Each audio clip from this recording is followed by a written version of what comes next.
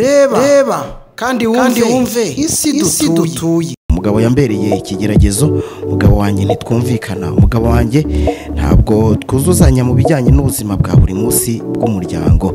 Umugabo wanjye arananiza, umugabo wanjye arankubita, umugabo wanjye n'ukuri arantera intimba ku mutima. Mukozi w'Imana, ndagusabye umfashe ungirire neza. Reba kandi wumve isi dutuye. Ndabashuhuje kandi nongeye kubaha ikaze inshuti zacu z'akadasohoka. Umunsi ku munsi tubana namwe ubuzima ku buzima, tubahe ikaze kandi tubashimire mwese, tubifuriza amahoro n'umugisha byose bituruka ku Mana. Nimba utameze neza, reka nkubwire ngo ihangane, bashimire cyane, nongere mbahe ikaze.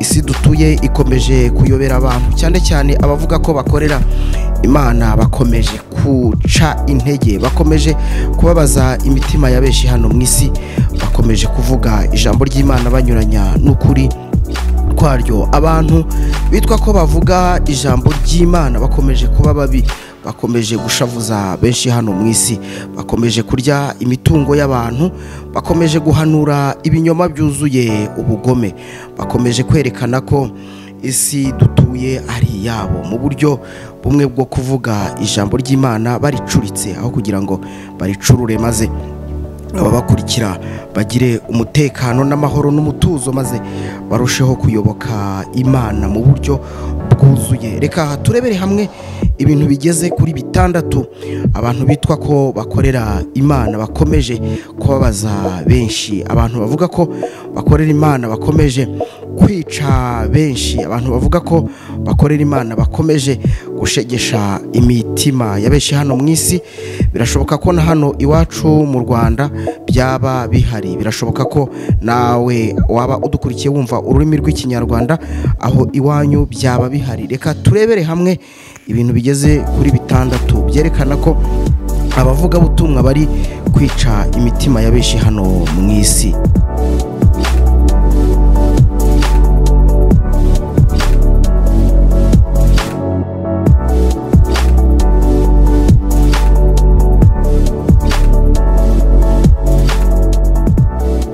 Abahanuzi benshi cyangwa se abavuga ko bakorera Imana bakomeje kwerekana ko hari byinshi babwira abantu, kandi ibyo bintu bikaza kugaragara ko ari ikinyoma cyambaye ubusa. Hari abahanura bereka abagabo cyangwa abagore cyangwa abakobwa, babereka ibitari ukuri. Urugero, aho ashobora guhanurira umugore akamubwira ko umugabo we ari umusambanyi, akavuga ati nkwiye kugusengera rero kugira ngo ibi bintu bikurweho.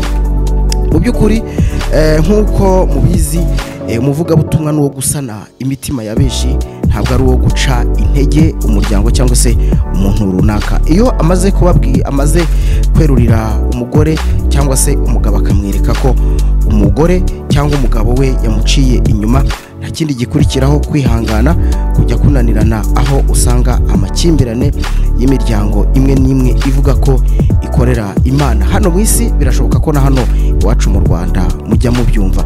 Ikindi cyerekana ko aba bantu badakorera Imana cyangwa se bahanura ibinyoma, ni ukukubwira ngo iki kigiye kukubaho bikarangira kitakubayeho. Kandi nanone niyo bakubwiye ngo iki kirakubaho, hari uburyo bakoresha, twavuga ko ari uburyo busanzwe buri muri sosiyete, ariko abantu benshi batajya batahura amayeri n'amacenga yabo, cyane ko abantu bahanura ibinyoma nabo baba bafite ubuhanga buhambaye. Umuntu arakubwiye ati mu muryango wawe harimo ikibazo. Ndatekereza ko uramutse urebye hirya ukareba hino ugatekereza ku muryango wawe, ku nkomoko y'umuryango wawe, ntabwo icyo kibazo uzakiburamo mu buzima busanzwe. Ubwo nicyo nshatse kuvuga. Birashoboka ko umuryango wanyu mwaba haba harimo umuntu ufitanye ikibazo n'undi ku bijyanye n'ubutaka. Birashoboka ko mu muryango wanyu haba harimo umuntu utavuga rumwe n'undi ku bijyanye n'uko uwo yari gushyingiranwa nawe atigeze abyemerera umuryango nk'uko wabyifuzaga. birashoboka ko umuryango wanyu haba harimo amakimbirane cyangwa se ibijyanye n'abo mu muryango. Urugero, umuntu arashobora gutsindisha umwana akakubwira ati mfasha, warangiza ntumufashe, ibyo bikazana ikibazo mu muryango. Hari ubwo rero umuvugabutumwa cyangwa se uwita umukozi w'Imana akubwira ko mu muryango wanyu hari ikibazo. Ibyo ni ibintu bisanzwe, nyirango wabazi kubyumva, ni ibintu bisanzwe, ni ibintu biba muri sosiyete. Iyo utabyumvise uhita wumva ko ari ubuhanuzi akuzaniye, maze ugahita ugwa muri uwo mutego.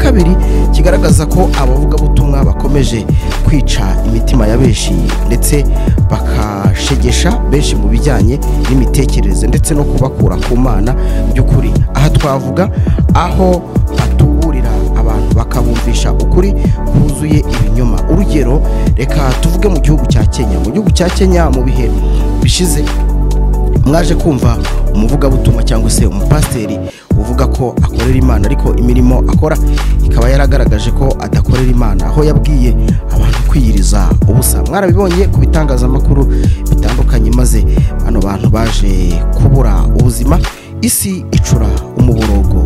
Uru ni urugero rumwe twavuga ku bijyanye no kumvisha abantu ukuri gushingiye ku binyoma byambaye ubusa. Mu gihugu cya Kenya byarabaye ibyo ngibyo, murabizi.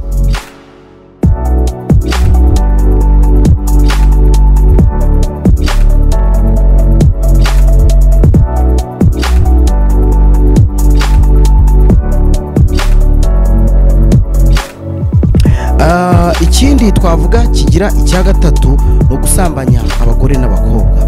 Abitwa ko ari abavuga butumwa ndetse ari abakozi b'Imana bakomeje kuba indaya kabuhariwe mu buryo, ndetse twavuga ko babikora mu buryo bw'ibanga cyangwa se gutera ubwoba, babwira abo bagiye gusambanya ko ari intumwa y'Imana, ari intumwa yatumwe n'Imana. Bakomeje gusambanya abagore n'abakobwa, cyane ko ari abantu muzi ko Bibiliya ibita inzabya zoroshye. Ahangaha ni ryari bikorwa? Ni cya gihe umudamu ashobora kuzanira uwiyita umukozi w'Imana akamubwira ko afite ikibazo nk'uko twabivuze, akamubwira ati mfite ikibazo mu muryango. Urugero, mfite ikibazo cy'umugabo, umugabo yambereye ikigeragezo, umugabo wanjye ntitwumvikana, umugabo wanjye ntabwo twuzuzanya mu bijyanye n'ubuzima bwa buri munsi bw'umuryango, umugabo wanjye arananiza, umugabo wanjye arankubita, umugabo wanjye n'ukuri arantera intimba ku mutima. Umukozi w'Imana,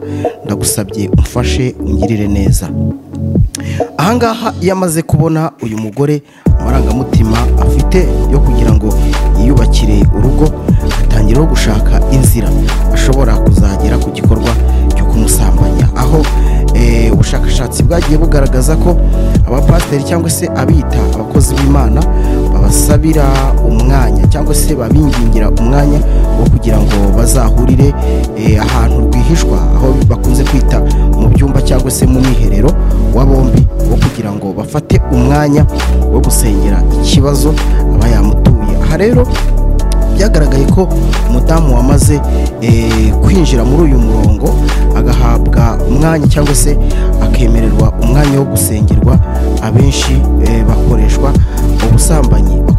ubusambanyi cyane ko bababwira ko ari ibyo Imana ibasabye gukora. Abagore benshi bagiye babivuga rwihishwa ko abiyita ko ari abakozi b'Imana babasambanya, ndetse na hano iwacu mu Rwanda mwagiye mubyumva ko ibi ngibi bikunze kuba ku bari n'abategarugori, aho umuntu ashobora kuzana ikibazo akizaniye uwita umukozi w'Imana, agatangira rero amwereka ko hari icyo Imana imubwiye, hari icyo Imana imweretse kigomba gukorwa kugira ngo ubuzima cyangwa se ibyo yifuzaga ko bigenda neza bigahabwa uwo murongo. Byagaragaye rero ko abasambanya, byagaragaye ko kandi bari gusenya imiryango myinshi bihereye kuri icyo ngicyo, aho iyo yamaze gusambana atangira akamwereka ko umugabo we ari mubi, umugabo we ari kasha agiye kumwica no kumuhemukira, ahubwo ari ukuguma nyuma bagasengana bikarangira bamugize umugore we. Ibyo mwarabyumvise,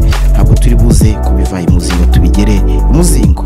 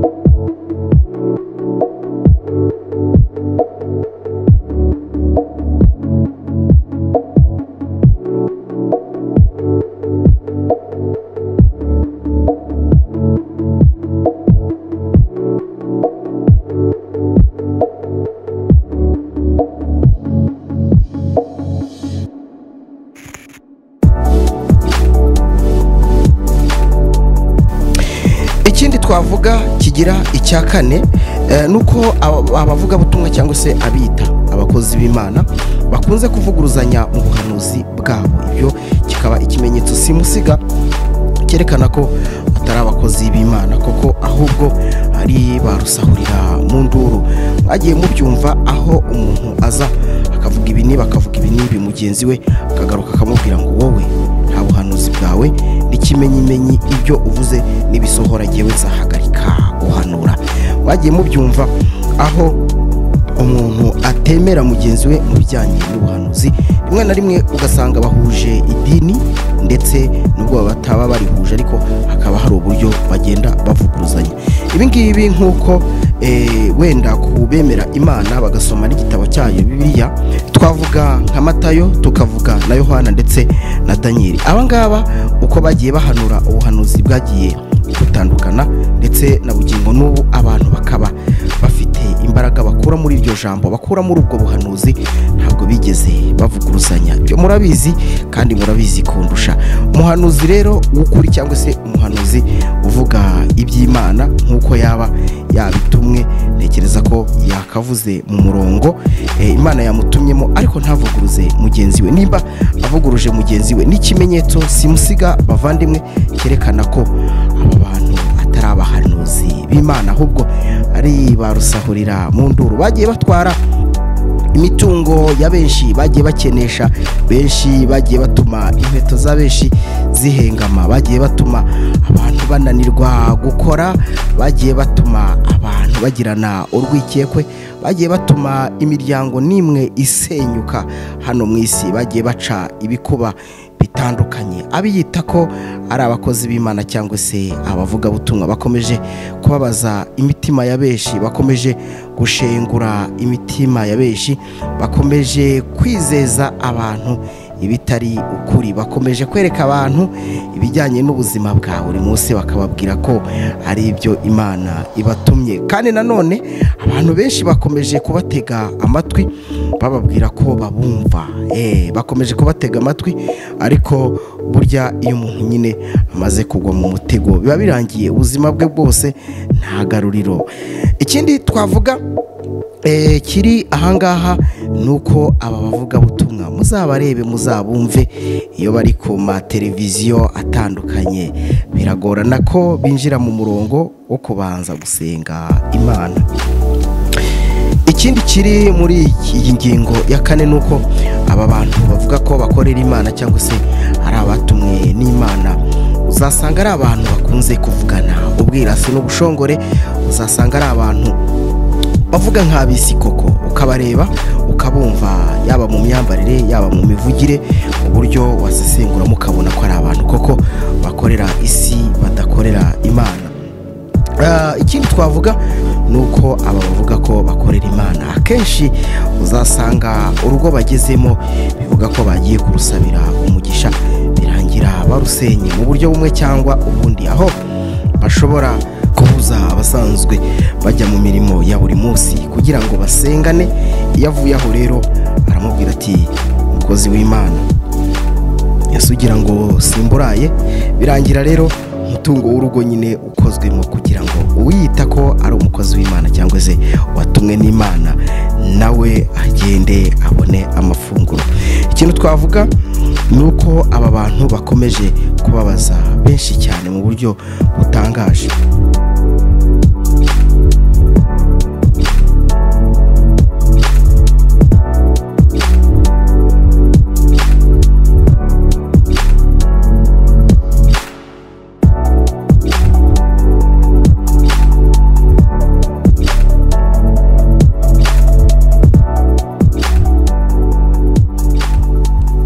Ikintu cya gatanu kigaragaza ko aba bantu bakomeje gushengura imitima ya benshi kandi bigaragaza ko atari abakozi b'Imana. Hari n'abarwara bakaremba bakababuza kujya kwivuza, bakabwira ngo kirazira ntujye kwivuza, umunsi wagiye kwivuza no gupfa uzapfa. Umunsi wafashe ya mbere ugafata imiti, yaba iy'umuvuzi wa gakondo yaba iy'umuvuzi wa ruzungu, nuramuka uyifashe uzahura n'akaga.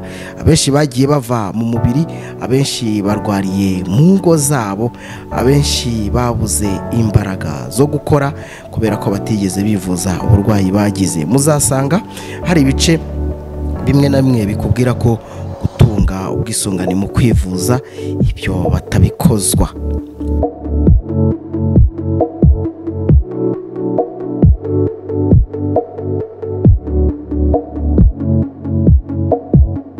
Ikintu cya gatandatu, muzasanga abantu benshi bari mu kigare cy'irivuga butumwa ripfuye cyangwa se cyabiyita ko ari abahanuzi b'Imana, aho umuntu udashobora no kumubwira ukuri kw'ijambo ry'Imana kuzuye ngo gutege amatwi, aho adashobora gukomeza kuvumbura aya mayeri ya benshi. Uzasanga abita ko ari abakozi b'Imana cyangwa se abavuga butumwa cyangwa se abiyise ko batumwe n'Imana, bagera hirya maze ugasanga wa wundi wabonye, wa wundi wumvise atandukanye n'uwo nguwo, cyane ko uzasanga ari abantu bafite ibikorwa bigayitse, aho benshi bafatirwa mu busambanyi, abandi bagafatirwa mu bujura, abandi bagatuburira abantu mu buryo bugiye butandukanye. Mwagiye mubyumva, hari benshi bagiye bafungwa. Yego, reka rero tugire kimwe mu byo twavuga, twaye kumera nyine nk'aba bandi twariho tuvuga, ahubwo tunarebe Bibiliya ivuga iki.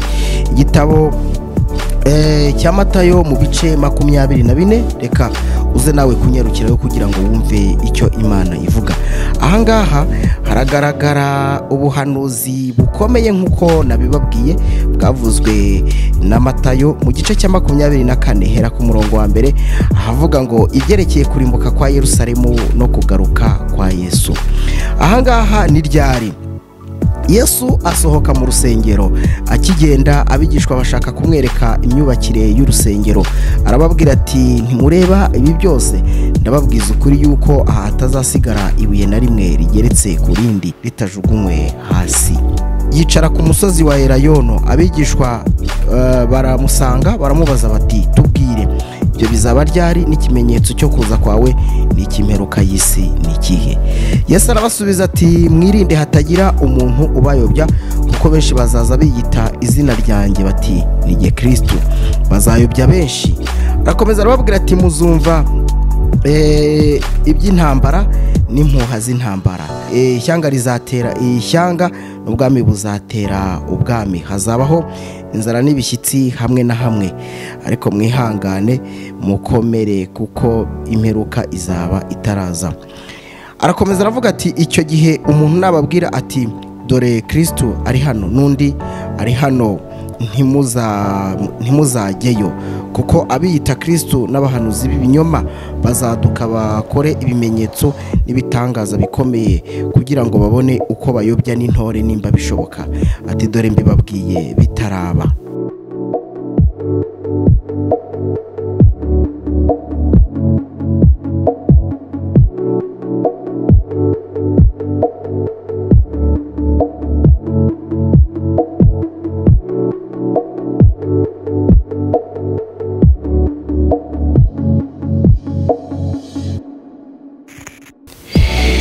Abaheburayo igice cyaho cya mbere nacyo gifite ubundi buhanuzi bukomeye.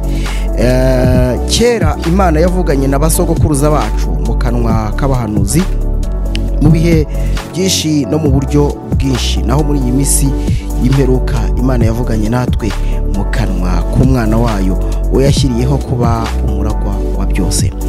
Bavandimwe nshuti mudukunda kandi mudahwema kubana natwe, ngira ngo turebeye hamwe ibintu bigeze kuri 6 byerekana ko abita ko ari abakozi b'Imana bakomeje kuyobya benshi, bakomeje gutuma abantu benshi bakurwa ku mugabane w'ijuru, bakomeje gusenya ingo nyinshi cyane, haba izino mu Rwanda ndetse n'imahanga.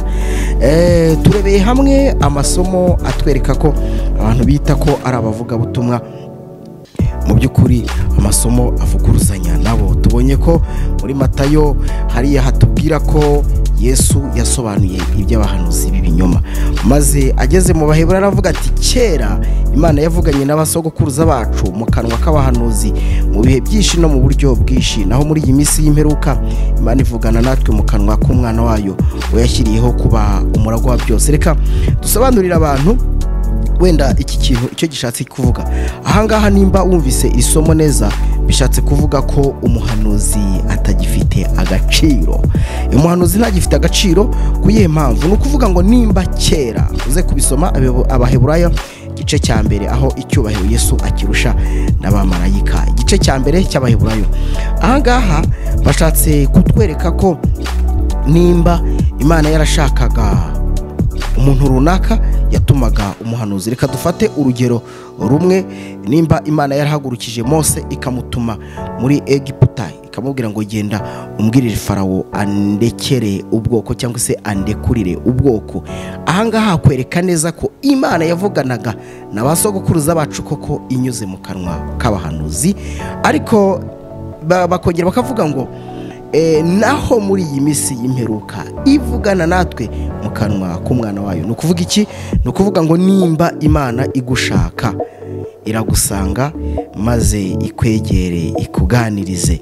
Nimba kandi wakoze icyaha, icyiza gihari ni ukwegera Imana ukayisaba imbabazi, ugapfukama aho ubona hari umutekano kandi hatuje ashobora gutuma usabana n'ijuru, maze rero ugasabana n'Imana, ibyawe ufite byose ukabibabarirwa. Reka mbashimire, twavuze byinshi byinshi bitandukanye, ibyinshi namwe mukore research, kandi icyo twifuriza umuntu wese udukurikiye ni uko ibyo tuvuga gukora research, maze abahanuzi b'ibinyoma bakomeje kuyobya benshi, bakomeje gutwara abantu utwabo, bakomeje guca abantu intege, maze bagatuma imiryango yabo isubiranamo, bagatuma bazana urwikekwe, bagatuma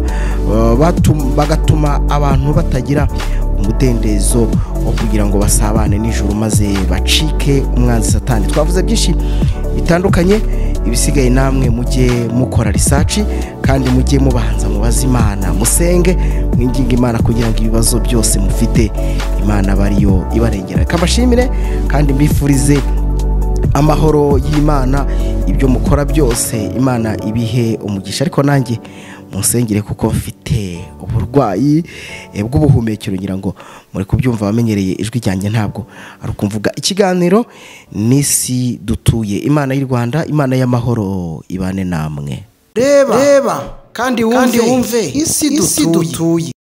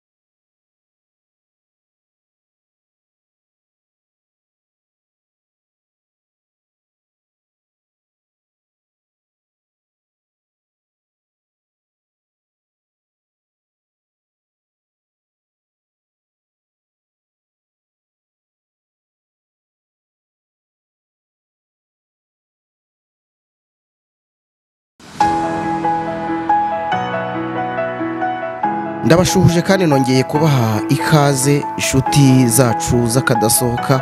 Umunsi ku munsi tubana namwe ubuzima ku buzima, tubahe ikaze kandi tubashimire mwese, tubifuriza amahoro n'umugisha byose bituruka ku Mana. Nimba utameze neza reka nkubwire ngo ihangane, bashimire cyane, nongere mbahe ikaze.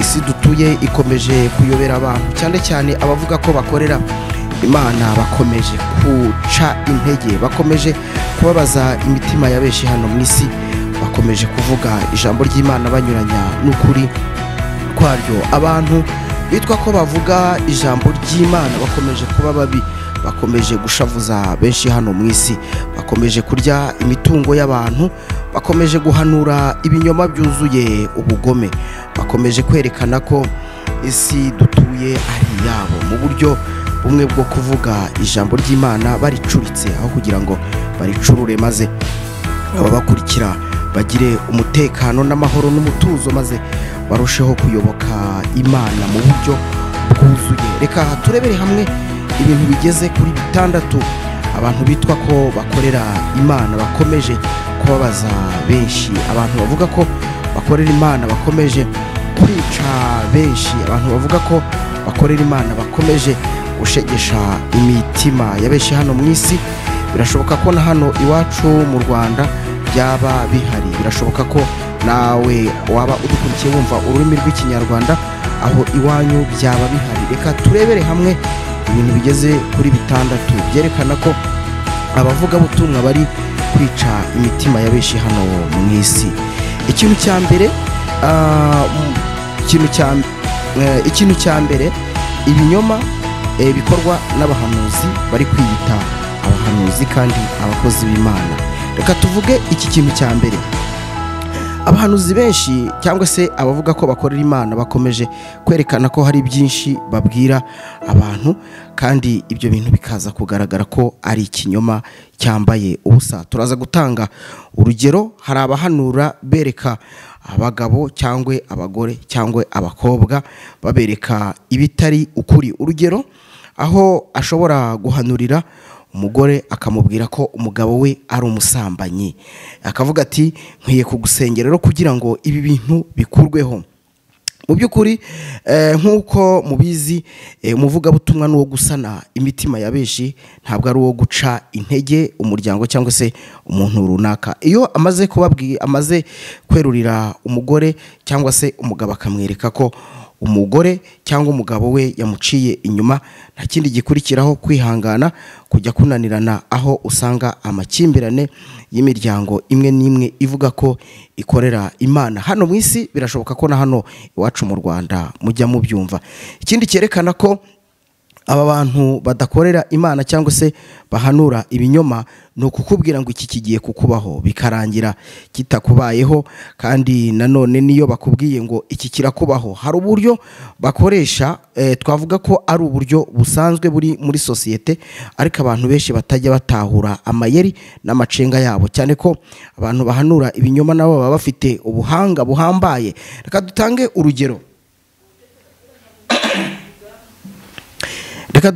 urugero.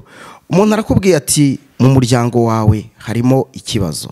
Natekereza ko uramutse urebye hirya ukareba hino ugatekereza ku muryango wawe, ku nkomoko y'umuryango wawe, ntabwo icyo kibazo uzakiburamo mu buzima busanzwe. Ubwo nicyo nshatse kuvuga. Birashoboka ko umuryango wanyu haba harimo umuntu ufitanye ikibazo n'undi ku bijyanye n'ubutaka.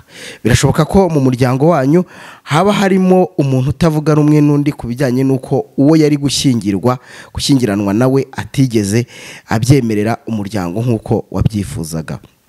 Birashoboka ko mu muryango wanyu haba harimo amakimbirane cyangwa se ibijyanye n'abo mu muryango. Urugero, umuntu arashobora gutsindisha umwana akakubwira ati mfasha, warangiza ntumufashe, ibyo bikazana ikibazo mu muryango. Hari ubwo rero umuvugabutumwa cyangwa se uwita umukozi w'Imana akubwira ko mu muryango wanyu hari ikibazo. ibyo ni ibintu bisanzwe, ngira ngo bamaze kubyumva, ni ibintu bisanzwe, ni ibintu biba muri sosiyete. Iyo utabyumvise uhita wumva ko ari ubuhanuzi akuzaniye, maze ugahita ugwa muri uwo mutego. Yego, cyo ni kimwe. Icya kabiri kigaragaza ko abavugabutumwa bakomeje kwica imitima ya benshi ndetse bakashegesha benshi mu bijyanye n'imitekerereze ndetse no kubakura ku Mana by'ukuri. Aha twavuga aho batuburira abantu bakabumvisha ukuri kuzuye ibinyoma. Urugero, reka tuvuge mu gihugu cya Kenya. Mu gihugu cya Kenya mu bihe bishize mwaje kumva umuvugabutumwa cyangwa se umupasiteri uvuga ko akorera Imana, ariko imirimo akora ikaba yaragaragaje ko adakorera Imana, aho yabwiye abantu kwiyiriza ubusa. Mwarabibonye ku bitangazamakuru bitandukanye, maze bano bantu baje kubura ubuzima, isi icura umuborogo. Uru ni urugero rumwe twavuga ku bijyanye no kumvisha abantu ukuri gushingiye ku binyoma byambaye ubusa. Mu gihugu cya Kenya byarabaye ibyo ngibyo, murabizi. Ikindi twavuga kigira icya gatatu ni ugusambanya abagore n'abakobwa. Abitwa ko ari abavuga butumwa ndetse ari abakozi b'Imana bakomeje kuba indaya kabuhariwe mu buryo, ndetse twavuga ko babikora mu buryo bw'ibanga cyangwa se gutera ubwoba, babwira abo bagiye gusambanya ko ari intumwa y'Imana, ari intumwa yatumwe n'Imana.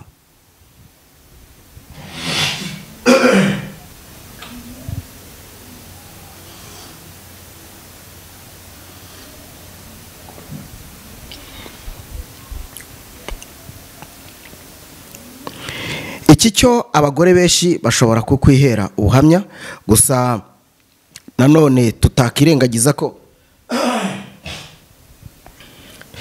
iki cyo abagore benshi bashobora kukwihera ubuhamya, ariko nanone ntabwo turi buze kwirengagiza ko abadamu benshi cyangwa se igitsina gore batinya gushyira hanze ubuzima nk'ubu ngubu bwabakorewe. Abavugabutumwa bakomeje gusambanya, abavugabutumwa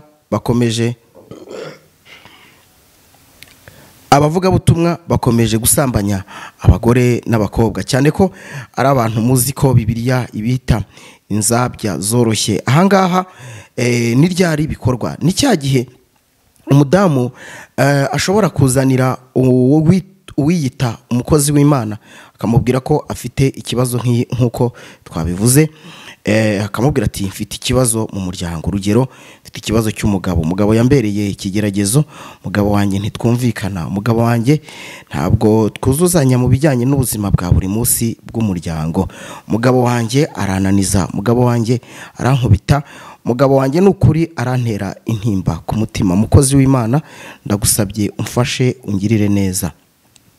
Ahangaha iyo amaze kubona uyu mugore amarangamutima afite yo kugira ngo yiyubakire urugo, atangira gushaka inzira ashobora kuzagera ku gikorwa cyo kumusambanya, aho ubushakashatsi bwagiye bugaragaza ko abapasiteri cyangwa se abita abakozi b'Imana babasabira umwanya cyangwa se babingingira umwanya wo kugira ngo bazahurire ahantu rwihishwa, aho bakunze kwita mu byumba cyangwa se mu mwiherero wa bombi, wo kugira ngo bafate umwanya wo gusengera ikibazo aba yamutuye. Aha rero byagaragaye ko umudamu wamaze kwinjira muri uyu murongo agahabwa umwanya cyangwa se akemererwa umwanya wo gusengerwa, abenshi bakoreshwa ubusambanyi cyane ko bababwira ko ari ibyo Imana ibasabye gukora. Abagore benshi bagiye babivuga rwihishwa ko abiyita ko ari abakozi b'Imana babasambanya,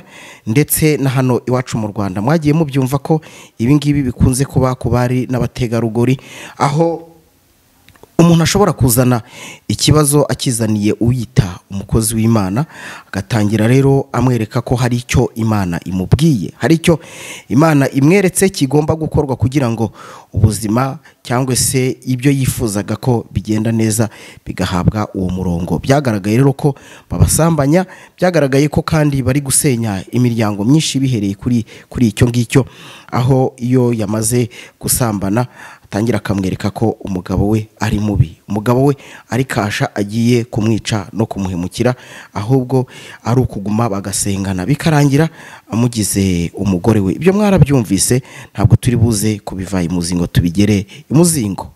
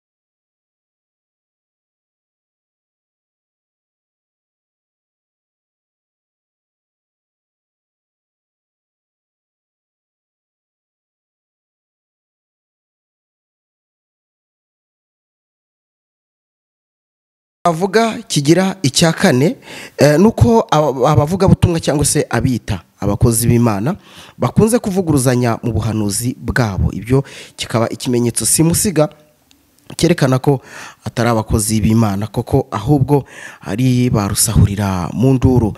Mwagiye mubyumva aho umuntu aza akavuga ibi niba akavuga ibi nibi, mugenzi we akagaruka akamubwira ngo wowe nta buhanuzi bwawe n'ikimenyimenyi, ibyo uvuze nibisohora jyewe nzahagarika guhanura.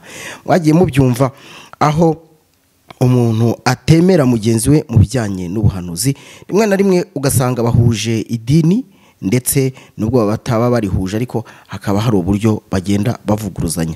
Ibi ngibi nk'uko wenda kubemera Imana bagasoma n'igitabo cyayo Bibiliya, mwagiye mwumva ko ubuhanuzi bwagiye butangwa n'abahanuzi batandukanye. Urugero wenda rumwe twafashe, twavuga nka Yohana, twavuga nka Matayo ndetse na Daniel.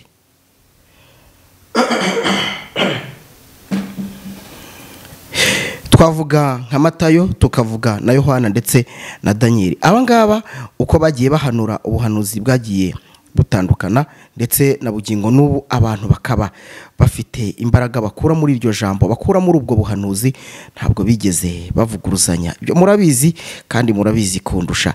Umuhanuzi rero w'ukuri cyangwa se umuhanuzi uvuga iby'Imana nk'uko yaba yabitumwe, ntekereza ko yakavuze mu murongo Imana yamutumyemo, ariko ntavuguruze mugenzi we. Nimba avuguruje mugenzi we, n'ikimenyetso simusiga bavandimwe cyerekana ko aba bantu atari abahanuzi b'Imana, ahubwo ari barusahurira mu nduru. Bagiye batwara imitungo ya benshi, bagiye bakenesha benshi, bagiye batuma inkweto za benshi zihengama, bagiye batuma abantu bananirwa gukora, bagiye batuma abantu bagirana urwikekwe, bagiye batuma imiryango nimwe isenyuka hano mu isi, bagiye baca ibikuba bitandukanye. Abiyita ko ari abakozi b'Imana cyangwa se abavuga butumwa bakomeje kubabaza imitima ya benshi, bakomeje gushengura imitima ya benshi, bakomeje kwizeza abantu ibitari ukuri, bakomeje kwereka abantu ibijyanye n'ubuzima bwa buri munsi, bakababwira ko ari ibyo Imana ibatumye. Kandi nanone abantu benshi bakomeje kubatega amatwi, bababwira ko babumva, bakomeje kubatega amatwi, ariko burya iyo umuntu nyine amaze kugwa mu mutego biba birangiye, ubuzima bwe bwose nta garuriro. Ikindi twavuga kiri ahangaha nuko aba bavuga butumwa muzabarebe, muzabumve iyo bari ku mateleviziyo atandukanye, biragorana ko binjira mu murongo wo kubanza gusenga Imana.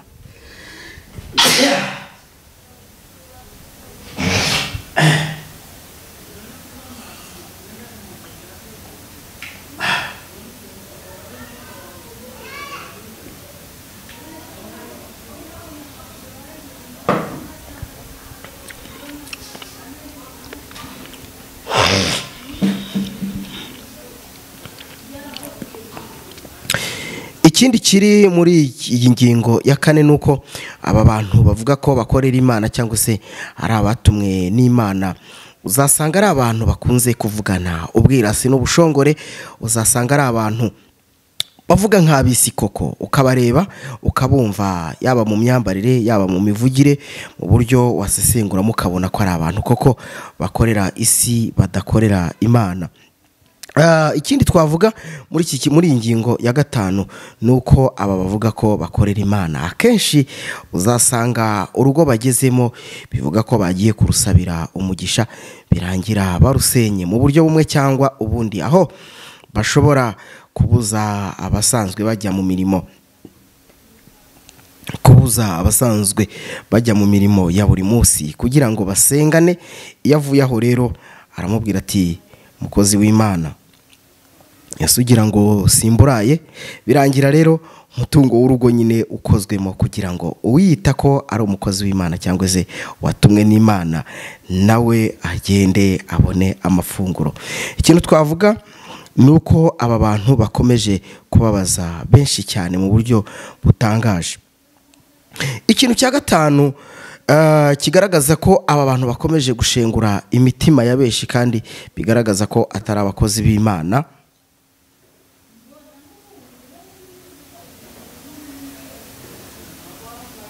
Yego, abantu bavuga ko bakorera Imana hano mu isi bakomeje gushengura imitima ya benshi, aho bamaze kubatwara imitungo itagira ingano. Yewe hari n'abarwara bakaremba, bakababuza kujya kwivuza, bakabwira ngo kirazira ntujye kwivuza, umunsi wagiye kwivuza no gupfa uzapfa. Umunsi wafashe ya mbere ugafata imiti, yaba iy'umuvuzi wa gakondo yaba iy'umuvuzi wa ruzungu, nuramuka uyifashe uzahura n'akaga.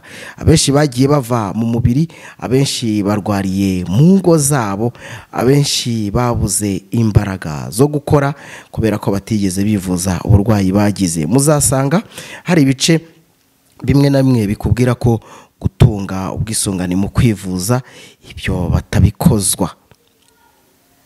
Ikintu cya gatanu, abantu benshi bari mu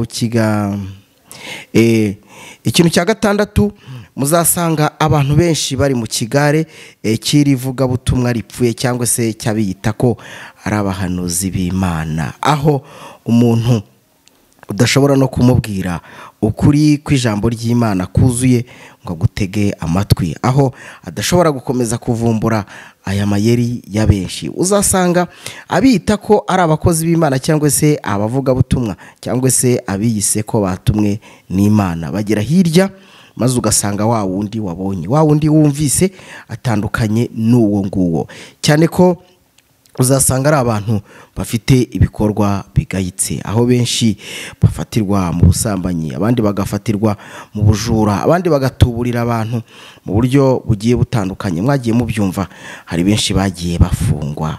Yego, reka rero tugire kimwe mu byo twavuga, twaye kumera nyine nka babandi twariho tuvuga, ahubwo tunarebe Bibiliya ivuga iki. Igitabo cya Matayo mu bice 24, reka uze nawe kunyarukirayo kugira ngo wumve icyo Imana ivuga. Ahangaha haragaragara ubuhanuzi bukomeye nk'uko nabibabwiye, bwavuzwe na Matayo mu gice cya 24 hera ku murongo wa mbere, ahavuga ngo ibyerekeye kurimbuka kwa Yerusalemu no kugaruka kwa Yesu.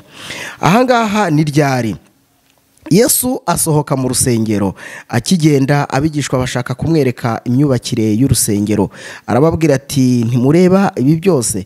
Ndababwiza ukuri yuko aha hatazasigara ibuye na rimwe rigeretse ku rindi. Yicara ku yego, ibuye rigeretse ku rindi ritajugunywe hasi. Yicara ku musozi wa Elayono, abigishwa baza kumwereka imyubakire y'urusengero.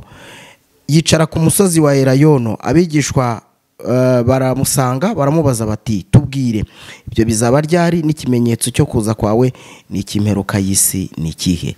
Yesu arabasubiza ati mwirinde hatagira umuntu ubayobya kuko benshi bazaza biyita izina ryanjye bati ni jye Kristo, bazayobya benshi. Arakomeza arababwira ati muzumva iby'intambara n'impuha z'intambara. Arababwira ati mwihangane mudahagarika imitima kuko bitazabura kubaho, ariko imperuka izaba itaraza. Ishyanga rizatera ishyanga n'irindi ishyanga rizatera ishyanga n'ubwami buzatera ubwami. Hazabaho inzara n'ibishyitsi hamwe na hamwe, ariko mwihangane mukomere kuko imperuka izaba itaraza. Yego, arakomeza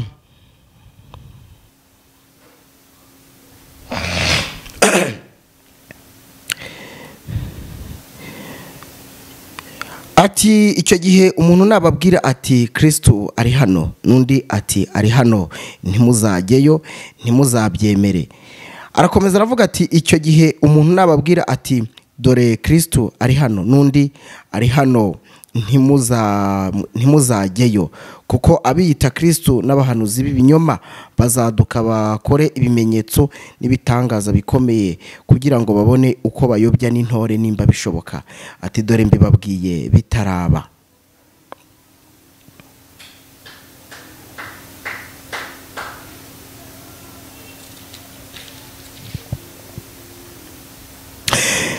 Ikindi twavuga nanone ku ruhande rumwe, umuhanuzi abaheburayo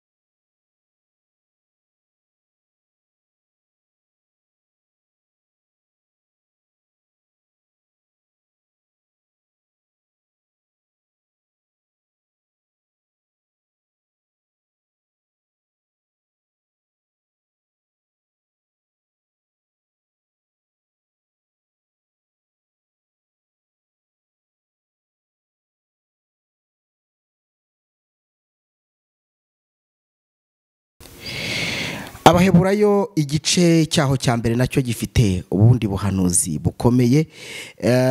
Kera Imana yavuganye n'abasogokuruza bacu mu kanwa k'abahanuzi mu bihe byinshi no mu buryo bwinshi, naho muri iyi minsi y'imperuka Imana yavuganye natwe mu kanwa k'umwana wayo we yashyiriyeho kuba umuragwa wa byose. Bavandimwe nshuti mudukunda kandi mudahwema kubana natwe, ngira ngo turebeye hamwe ibintu bigeze kuri 6 byerekana ko abita ko ari abakozi b'Imana bakomeje kuyobya benshi, bakomeje gutuma abantu benshi bakurwa ku mugabane w'ijuru, bakomeje gusenya ingo nyinshi cyane, haba izino mu Rwanda ndetse n'imahanga.